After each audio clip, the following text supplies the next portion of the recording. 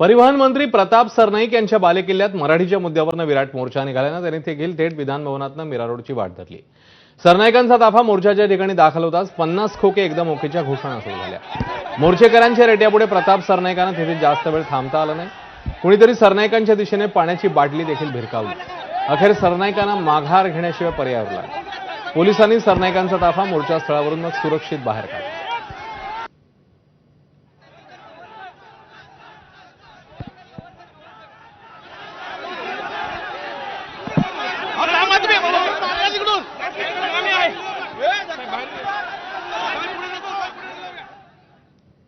तर मनसे आणि ठाकरेंच्या शिवसेनेने मोर्चाचं राजकारण करण्यात आल्याचा आरोप प्रताप सरनाईक यांनी या दोघांवर केलेला आहे।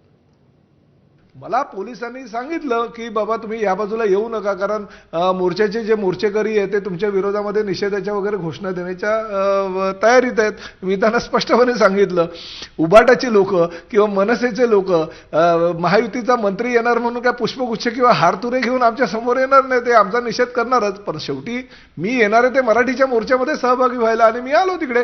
ठीक आहे, त्यांनी त्यांची पक्षीय भूमिका त्या ठिकाणी जाहीर केली। याचा अर्थ असा, हा मोर्चा मराठीचा नव्हता, हा मोर्चा तुम्ही मनसे आणि उबाटाच्या जे तुम्ही राजकारण करता त्या राजकारण त्या मोर्चामध्ये दाखवून दिलेलं आहे।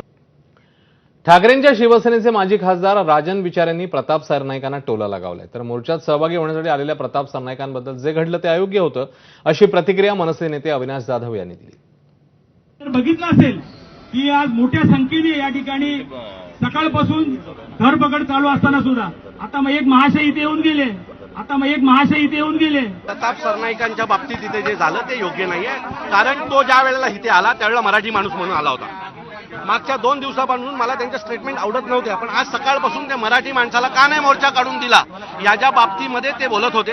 सो जर एखादा माणूस मराठी माणूस म्हणून जर एखादा मोर्चात येत होती, कारण मी त्यांची टीव्हीवर एक बाईट ऐकली, त्यात ते म्हणाले की मी आमदार आणि मंत्रीची चादर बाजूला काढून मराठी म्हणून इथे आलेलो आहे। तो मला असं वाटतं की जर एखादा मराठी माणूस आपल्या सोबत येत असेल तर त्याला प्रेमाने घेतलं पाहिजे।